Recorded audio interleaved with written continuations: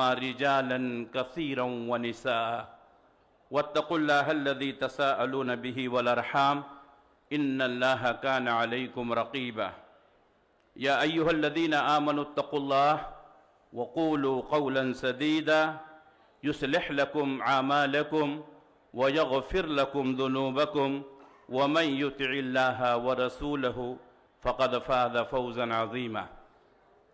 محترم حضرات، آل انڈیا اہل حدیث کی 35ویں کانفرنس جو احترام انسانیت اور مذاہب عالم کے عنوان پر منعقد ہے، 9 اور 10 نومبر 2024 بروز ہفتہ و اتوار بمقام رام لیلا میدان دہلی۔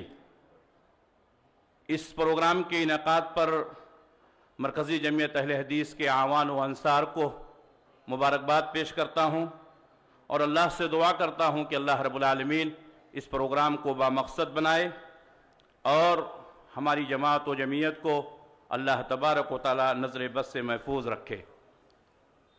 صبح سے لے کر کے اب تک آپ حضرات مختلف علماء کرام سے احترام انسانیت اور مذاہب عالم کے عنوان پر مختلف تقریریں سنے ہیں۔ آج کے اس تاریخی پروگرام میں مجھے جس عنوان پر گفتگو کرنی ہے وہ ہے منشیات کے خاتمے میں اسلام کا کردار، یعنی وہ چیزیں جو انسان کو نشے میں مبتلا کر دیتی ہیں، اسلام نے اس کے خاتمے کے لیے کیا رول ادا کیا ہے۔ میرے بھائیوں، ہر زمانے میں، ہر دور میں اور ہر مقام پر نشے کے لیے الگ الگ چیزیں استعمال کی جاتی ہیں۔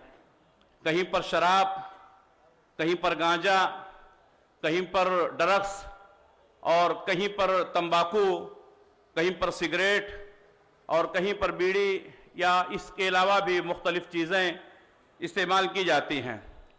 اور اب تو لوگ نشے کے لیے انجیکشن لینے لگے ہیں، دوائیاں کھانے لگے ہیں۔ کسی بھی چیز سے روکنے کے لیے اسلام نے جو سب سے سخت جملہ استعمال کیا ہے وہ حرام ہونے کا۔ تو منشیات کے سلسلے میں ہماری اسلام کی تعلیم یہ ہے کہ حرام ہے۔ اللہ کے نبی صلی اللہ علیہ وسلم نے فرمایا ہر وہ چیز جو انسان کو نشے میں مبتلا کر دے وہ حرام ہے۔ پھر آپ صلی اللہ علیہ وسلم نے فرمایا کہ جس کی زیادہ مقدار انسان کو نشے میں مبتلا کر دے اس کی مختصر مقدار بھی حرام ہے۔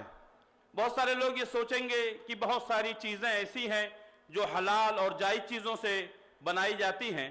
اللہ کے نبی صلی اللہ علیہ وسلم کے زمانے میں نشے کے لیے جو چیزیں استعمال کی جاتی تھیں عام طور پر وہ شراب ہوا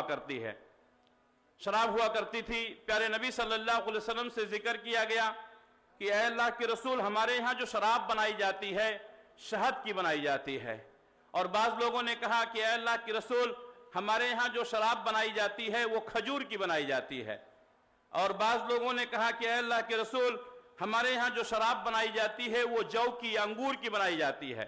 جو، کھجور، انگور، یہ ساری چیزیں حلال اور جائز ہیں، لیکن جب اس کے اندر نشہ آ جائے تو وہ حرام ہو جاتی ہے۔ پیارے نبی صلی اللہ علیہ وسلم کے سامنے ایک شخص کو لایا گیا جو نشے میں مبتلا تھا۔ صحیح مسلم کی حدیث ہے، اللہ کے نبی صلی اللہ علیہ وسلم کے ساتھ اس وقت گھر میں جو موجود تھے، آپ نے فرمایا کہ اس کو سزا دو۔ چنانچہ صحابہ کرام کہتے ہیں ہم نے اس کو مارنا شروع کیا۔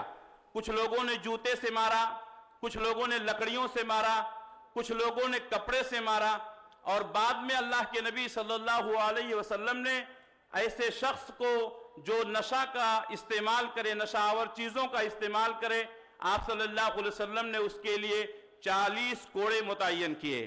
تو ایک تو یہ ہے کہ نشہ آور چیزوں کا حرام ہونا قرآن و حدیث سے ثابت ہے، دوسری بات یہ ہے کہ اس کے اوپر سزا بھی دی گئی تو اس کی حرمت ڈبل ہو گئی۔ یعنی ایسی چیزوں سے انسان کو ضرور بچنا ہے۔ آج سماج اور معاشرے میں بہت سارے لوگ ہیں جو اپنے آپ کو مسلمان تو کہتے ہیں لیکن نشہ آور چیزوں کا استعمال کرتے ہیں۔ ہمارے سماج اور معاشرے میں بہت سارے لوگ تمباکو کھاتے ہیں، بیڑی سگریٹ پیتے ہیں۔ ہمیں چاہیے کہ ان چیزوں سے بچیں۔ میرے بھائیوں، اس ذمہ دار اسٹیج سے میں آپ کو بتانا چاہتا ہوں کہ ہم آپ کے بارے میں حسن ظن رکھتے ہیں۔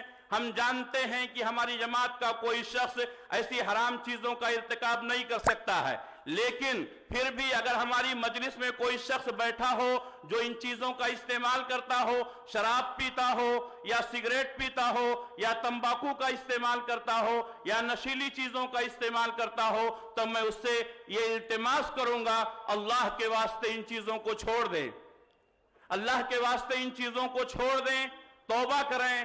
یقیناً کوئی بھی چیز مشکل نہیں، ناممکن نہیں ہے۔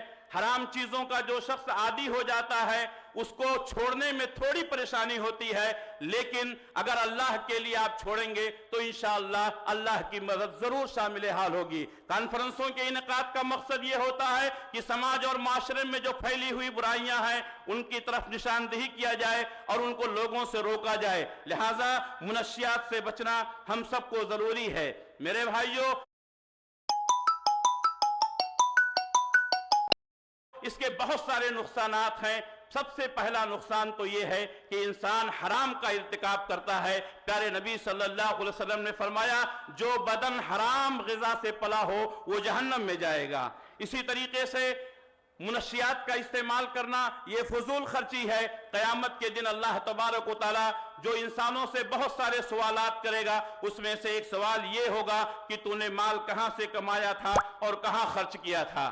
ہم اور آپ کو معلوم ہے کہ بڑی موذی بیماریاں پھیل رہی ہیں۔ عام طور پر کینسر کے مریضوں کے متعلق بتایا جاتا ہے کہ یہ وہ لوگ ہوتے ہیں جو منشیات کا استعمال کرتے ہیں، اور آپ کو معلوم ہونا چاہیے کہ جو چیزیں صحت کے لیے مضر ہیں ان چیزوں کے بنانے والی کمپنیوں نے اپنے پروڈکٹس پر یہ چیز لکھ دیا ہے کہ اس کے استعمال سے آپ کی صحت خراب ہو سکتی ہے، لیکن اس کے باوجود بھی اگر کوئی انسان ان چیزوں کا استعمال کرتا ہے جبکہ بتایا گیا ہے یہ چیز آپ کے لیے مضر ہے، آپ کی صحت کے لیے مضر ہے، تو یقیناً یہ ہماری بیوقوفی کی بھی دلیل ہوگی۔ لہٰذا میرے بھائیوں، آئیے اس سے پروقار بزم میں ہم اللہ تبارک و تعالیٰ کے سامنے توبہ کریں کہ ہم ایسی چیزوں سے اپنے آپ کو بچائیں گے، اپنے ساتھیوں کو بچائیں گے، اپنے لوگوں کو بچائیں گے، اپنے دوسرے ساتھیوں کو بچائیں گے۔ اللہ سے دعا ہے کہ اللہ رب العالمین ہم تمام لوگوں کو ہر طرح کی حرام چیزوں سے بچنے کی توفیق عنایت فرمائے۔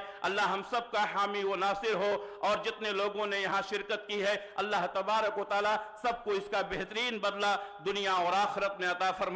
اقول قولی ھذا واستغفر اللہ لی ولکم ولسائر المؤمنین من کل ذنب فاستغفروہ انہ هو الغفور الرحیم۔ والسلام علیکم ورحمۃ اللہ وبرکاتہ۔